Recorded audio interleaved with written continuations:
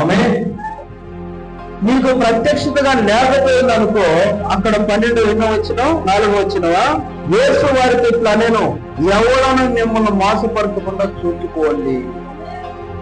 నీకు ప్రత్యక్షతగా లేకపోయింది అనుకో, ఎవరు చెప్పే మాటకి మోసపోతావు,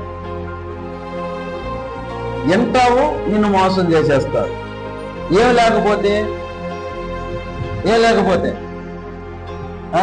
ప్రత్యక్షత లేకపోతే మోసపోతా ఉంటావు. చెప్పుడు మాటలు వింటావు, మోసపోతావు. ఆ మాటలు వింటావు, మోసపోతావు. నీకు ఏదనుకున్నది జరగదు. ఎందుకు జరగదంటే నీకు ప్రత్యక్ష మీద లేదు. అంటే దేవుడు వాక్యం మీద నీకు ఇష్టం లేదు. హల్లెలూయా. బైబిల్ చదివేదానికి నీకు ఇష్టం ఉండదు, పత్రిక చదివేదానికి నీకు ఇష్టం ఉండదు, కూర్చొని ప్రార్థన చేసేదానికి నీకు ఇష్టం ఉండదు.